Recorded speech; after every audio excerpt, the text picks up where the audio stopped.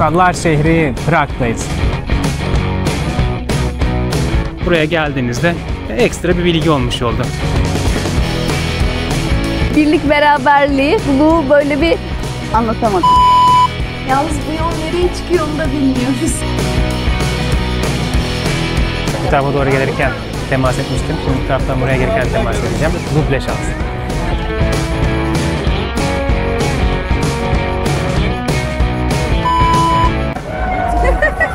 Millet kapıyor, eğleniyor. Prag'ın keyfini çıkaranlar da var. Herkese merhaba. Herkese merhaba. Bugün Prag'a geçiyoruz. Aynen, masal şehri Prag'a gidiyoruz. Otobüsümüzü bekliyoruz. O geldikten sonra Dresden'den Prag'a geçeceğiz. Haydi birlikte Prag'ı keşfedelim. Hadi gidelim. Prag yolculuğu başladı Dresden'den. Never really know what's going on. Look at me sometimes like all you want to do is run. Evet, Prag'a indik. Prag'dayız. Şimdi daha aksiyon bitmedi. Otele, yani şehir merkezine, Prag'a geçiş yapmaya çalışacağız. Otelimize varınca görüşürüz o zaman. Evet, anahtarları aldık, odaya gireceğiz. Alır almaz hemen odayı sizle beraber görelim. Aynen.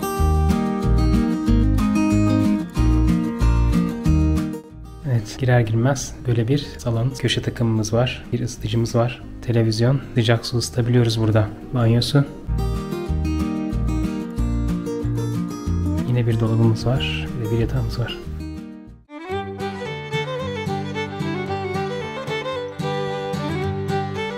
Evet, günaydın. Günaydın. Muhtemelen otele en son biz geldik. En erken biz çıkacağız. Oda gayet ferah, geniş, büyüktü. Dresden'de kaldığımız otele göre çok büyüktü yani. Evet. Gayet rahattı ve temizdi en güzeli. Otel Prag Star'da. Bakalım kahvaltısı nasıl? Burayı da değerlendirebilirsiniz. Aklınızda bulunsun.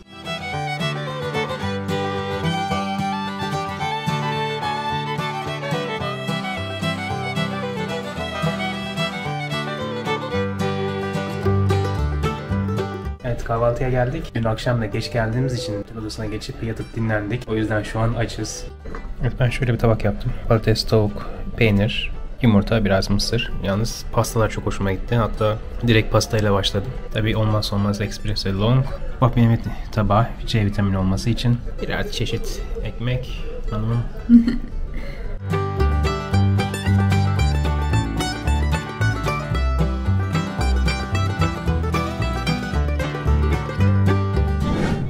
Evet, Masallar şehri Prag'dayız. Evet, otelimizden çıktık, geldik nehrin kenarına. Gerçekten sokakta yürürken güzel hissettik. Hava da çok güzel şansımıza. Hitler'in bombardımana uğratmayı kıyamadığı şehir diye geçiyor. Buradaki nehrin adı da Vitava ya da Vatava. Okunuşunu bilmiyorum tam olarak. Siz aşağıya yazarsanız çok sevinirim. Biz Prag Nehri diyeceğiz. Prag Nehri'nin etrafına yerleşmiş bir şehir.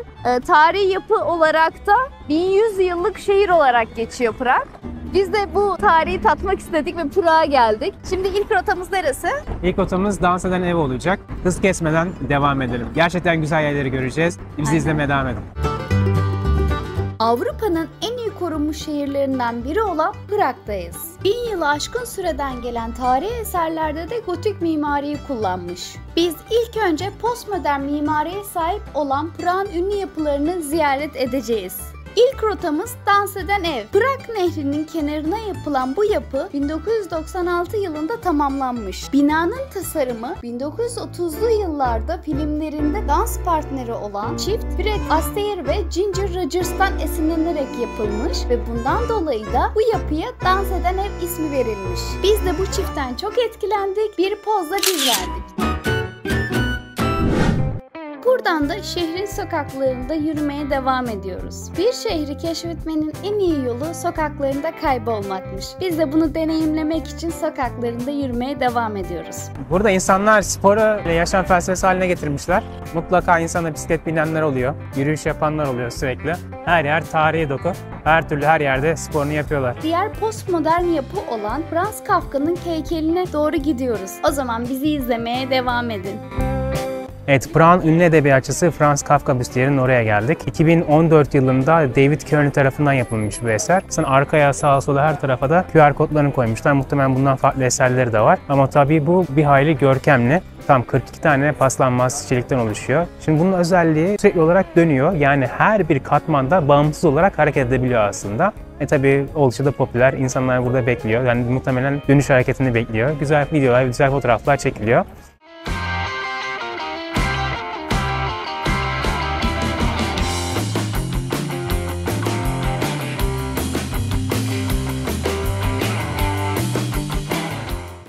Evet, suyunuzu açtıktan sonra kapağını mı düşürüyorsunuz? Evet bak, teknolojide son nokta. Prag'da, sadece Prag'da.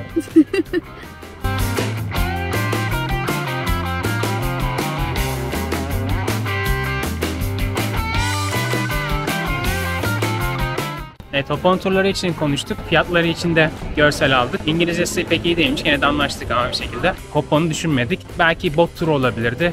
Bot turu için de sabahları daha iyi olur. Sabah tercih ederseniz daha iyi olur dedi. Şu an için düşündüğümüz bir tur değil.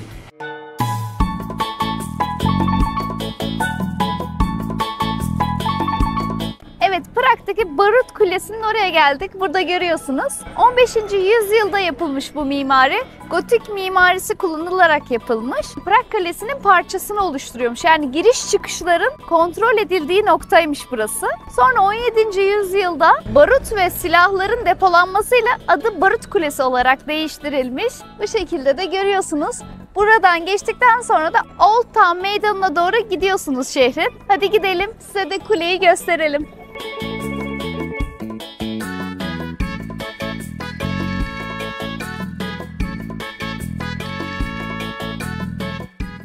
Mikrofonumuzun şarjı bitti. Daha doğrusu pili bitti. O yüzden tekrar girdiğimiz yerden tekrar çıktık. Hemen yakında tarif aldık. Palladium diye bir alışveriş yeri varmış. Şimdi oraya bakacağız. Hem de ekstra bir bilgi olmuş oldu. Buraya geldiğinizde AVM tarzı bir yapı var. Hatta çekeyim şuradan. AVM'ye girdik çıktık. Soldan dümdüz geldiğinizde mutlaka görürsünüz. Palladium diye pembe bina.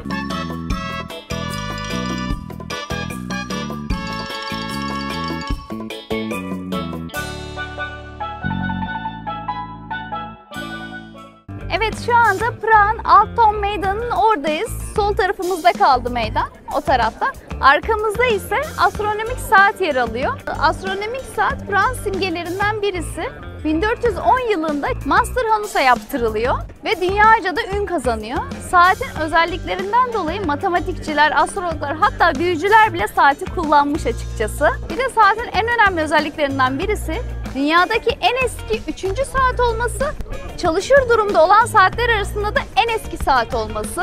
Gerçekten önemli özelliklerinden birisi. Saatin ritüelleri var. Her saat başı üzerinde gördüğünüz kısımda meleklerin döndüğü böyle bir ritüel gerçekleşiyor. Aynı zamanda da şöyle, dünyaca ün kazandığı için bu saat o zamanlar diğer krallar tarafından da yaptırılmak isteniyor. Master Hanus bu saat kulesini başka ülkelere yapmasın diye Çek Cumhuriyeti'nin o zamanki kralı onu kör ediyor. Master Hanus bu duruma çok üzülerek saat kulesine kendisini asarak intihar ediyor maalesef. Ama intihar etmeden önce de saati hiç çalışmayacak şekilde bozuyor. Rivayete göre de 50 ve 100 yıl sonra bir saat yapımcısı çıkıyor ve saati tekrar tamir ediyor. Ve şu an saat çalışır durumda, en eski saat. Bence muhakkak görmelisiniz. Görülmeye değer. Çok güzel.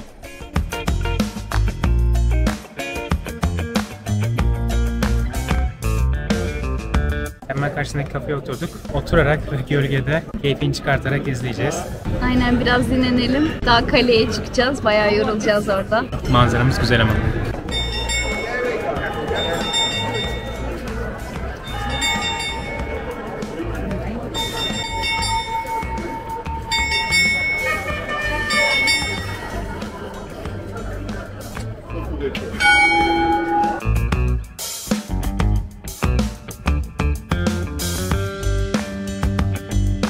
Evet, Old Town'un meydanına geldik. Meydan oldukça kalabalık, hareketli. Özellikle astronomik saatin olduğu yerde insanların kalabalığı var zaten. Arkamızda Can Hus anıtı var. Jan Hus'un ölümünden 500. yıl sonra yapılıyor bu anıt. Protestanlığı ve ulusal yeniden doğuşu simgeliyormuş. Jan Hus da Martin Luther gibi Katolik kilisenin yaptırımlarına karşı dini kitaplarının yerel dile çevrilmesi gerektiğini düşünüyor. Buraya da heykelini yapmışlar. Evet, Tini Kilisesi'ne doğru gidiyoruz. 14. yüzyılda gotik tarzı yapılmış bir kilise. Tarihi şehir meydanından Tini Kilisesi'ne doğru ilerliyoruz. Fakat öğle arası kapanış saatine denk geldiğimiz için kilise kapalı. Şehir meydanına tekrar dönerken karşımıza Prag Balmum Müzesi çıkıyor.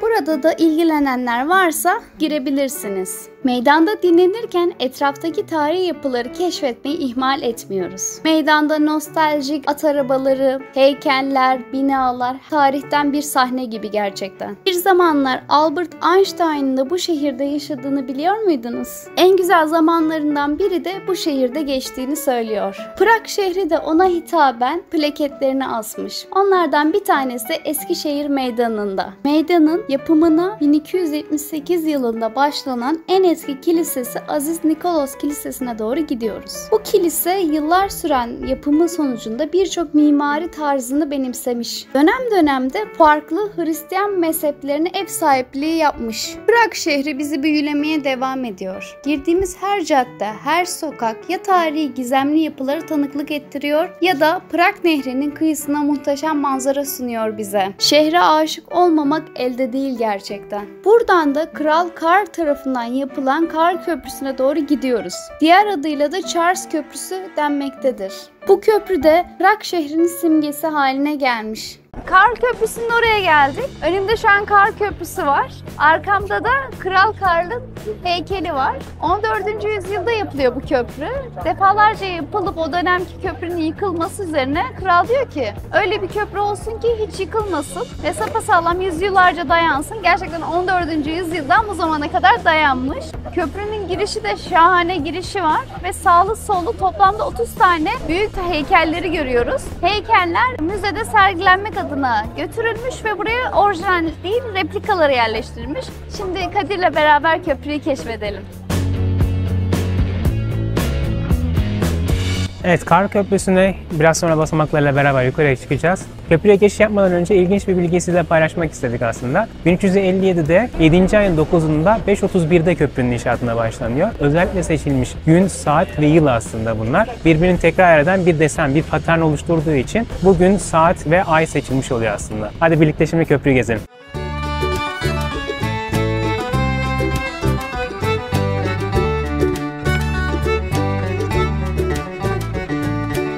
Önemli olan heykellerden bahsetmek istedik. Aziz John heykeli var. Heykelin olduğu yerden Aziz John nehre atılarak öldürülmüş. Heykelini dikmişler tam oraya. Turistler ve halk heykele dokunduğunda dileklerinin gerçekleşeceğine inanıyorlar ve dokunduklarında da Prag'a tekrar geleceklerini düşünüyorlar. Yani bir rivayet dönmüş ortada. Muazzam bir yoğunluk var burada. İkinci olarak da Osmanlı heykeli var. Önemi ise siz Hristiyanlar birleşmezseniz Osmanlı kölesi olursunuz. Zindanlara atar sizi. Yani birlik beraberliği, bu böyle bir anlatamadım. Heykelin önünde bir Yeniçeri askeri koymuşlar. Arka taraflarının da kendilerini figürlemişler. O Yeniçeri askeri onları zindanlara atmış. Evet. İşte onlara orada çeşitli işkenceler yapacak tarzında. Bunu hikayeleştirmeye çalışmışlar.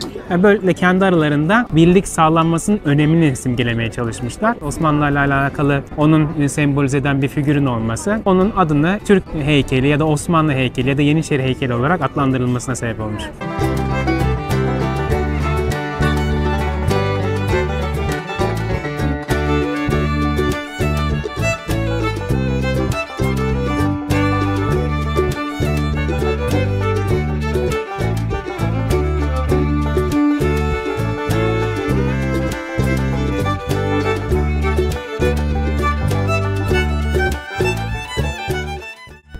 Bir daha gelmeyi diledik. İnşallah bir daha geleceğiz. Bakalım dileklerimiz kabul olacak mı? İnşallah.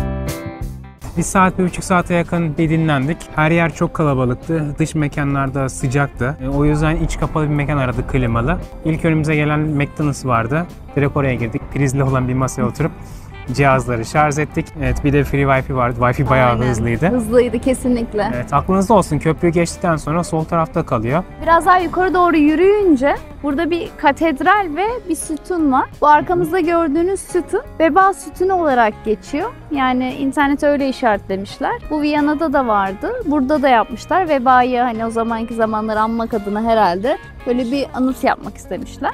Şimdi yanımızdaki katedrale gireceğiz. Orayı da gösterelim size. Çanlar ötüyor aşkısı. Saat başı mı? Değil aslında. Nereden gireceğiz?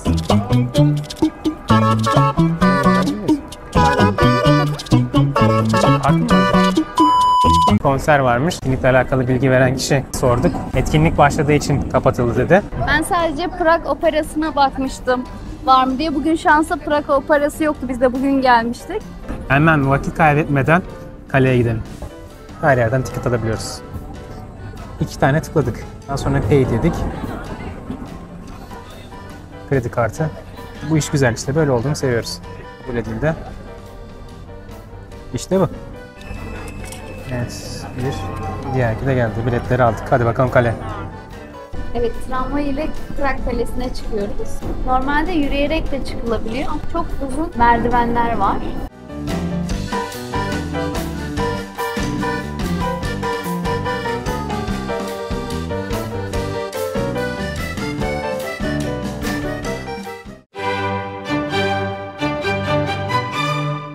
Kalesi, şehrin muhteşem manzarasına hakim bir tepeden yükselmekte. Guinness Rekorlar kitabına göre bu kale dünyanın en büyük antik kalesiymiş. Müze ve katedral giriş saatini kaçırdığımız için kalenin gizemli sokaklarını ve yapılarını keşfe çıktık. Girdiğimiz ilk avludan kraliyet bahçelerini gezmeye başladık. Doğası, havası, yeşilliği muazzam gerçekten. Bahçe içerisinde bulunan kafeteryasında ise bu manzaranın keyfini çıkartabilirsiniz.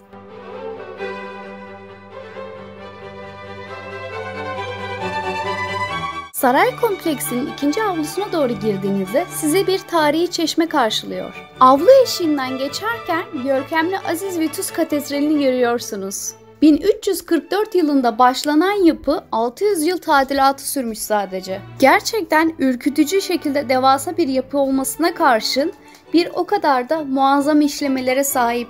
Prag Kalesi'ne geldik. Şu an içerisindeyiz. Arkamızda da Aziz Vitus Katedrali var. Kalenin ilk kısımları 9. yüzyıldan beridir ayakta. Sonradan da eklene gitmiş. Kralların kaldığında düşünürsek törenleri burada gerçekleştiriliyormuş. Bu katedral kullanılıyormuş. İşte içindeki bahçeler kralın bahçeleri derken yani Prag Kalesi aslında tam kraliyetin konağı diyebiliriz. Aynı zamanda da Çek Cumhuriyeti'nin Cumhurbaşkanı ikamet yeriymiş. Onun için de bayağı hallice polis ve asker var.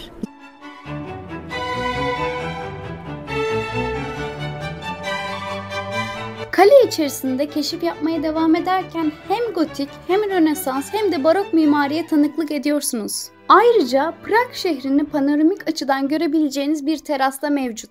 Prag Kalesi gerçekten çok güzelmiş. Zaten 9. yüzyıla kadar dayanan bir kale. İnanılmaz güzel, tarihi. Ormanlık alanları da vardı. Yeşilliği de çok güzeldi. Biz çok beğendik gerçekten. Arkamızda da teras manzarası var böyle. Prag'ın manzarası. Orası da çok güzel.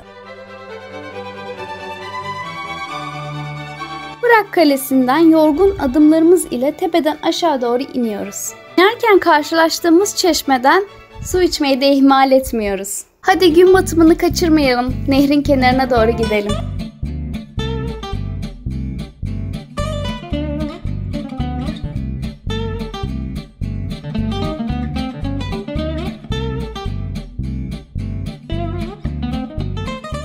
Köprüye gelmeden önce sol tarafta böyle bir kıyı var. Manzara gerçekten çok güzel. Hem Prag'ı izliyorsunuz hem de sahil gibi, kıyı gibi bir manzarası var. Yansımaları, fotoğraf çekimleri için çok güzel bir yer. Yani kaleden çıktığınızda Kar Köprüsü'ne doğru gidiyorsanız sol tarafta buraya da bir uğrayın. Bir iki fotoğraf çekin mutlaka.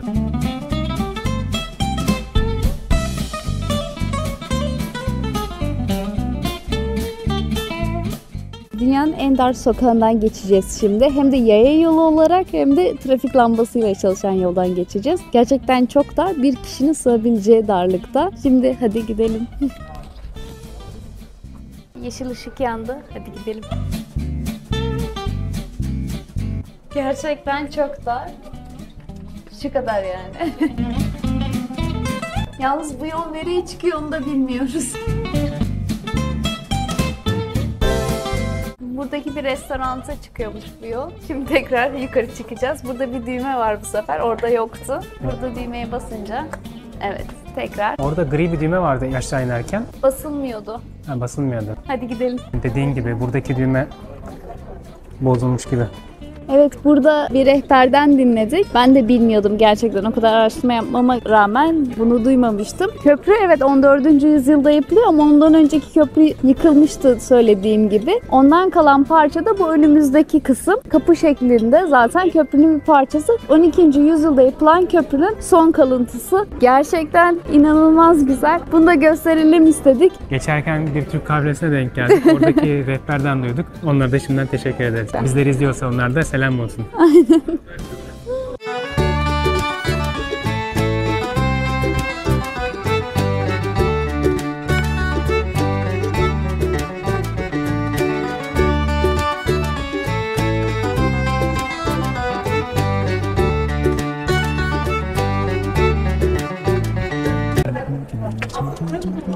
Şöyle oturalım mı? Olur, hadi oturalım.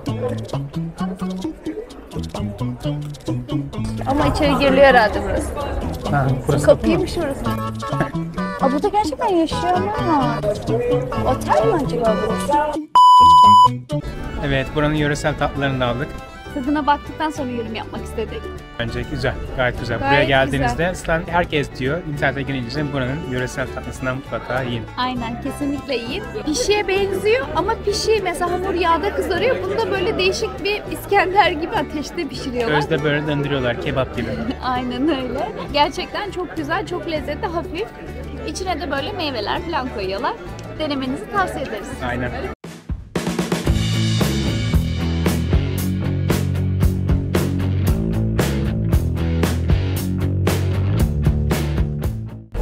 Evet, ben işimi şansa bırakmak istemiyorum. Bu tarafa doğru gelirken temas etmiştim. Şimdi bu taraftan buraya gelirken temas edeceğim. Duble şans.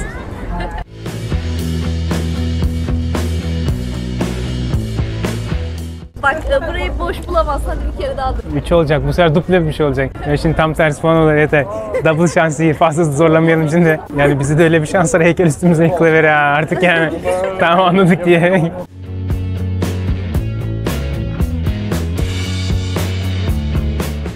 Kadir, masal şehri Prag diyor muyuz? Masal şehri Prag diyebiliriz. Hayal şehri Prag da diyebilirim. Ben çünkü hayaller kurarken yakaladım burada. Dresden'in etkisi farklıydı. Buranın etkisi bambaşka. İki farklı etki yaşamak istiyorsanız ikisi de birbirine yakın. Dresden videomuzu mutlaka izleyin. Millet kapıyor, eğleniyor. Biz sizlere içerik çekmek için boyuna geziyoruz, yeni yer göstermeye çalışıyoruz ama Prag'ın keyfini çıkaranlar da var. Evet.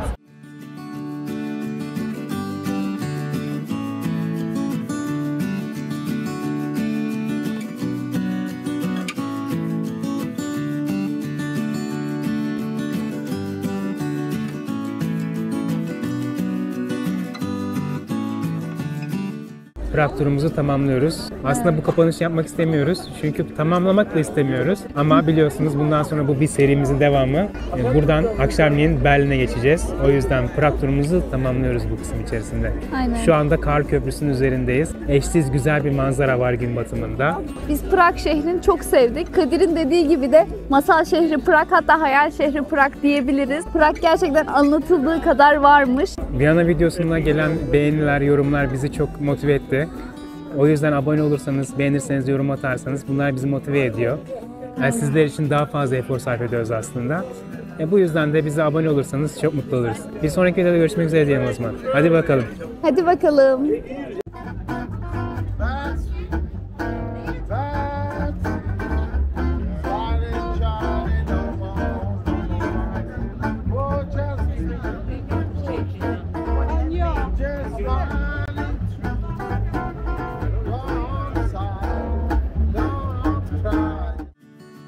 Aa, burada gerçekten yaşayanlar var.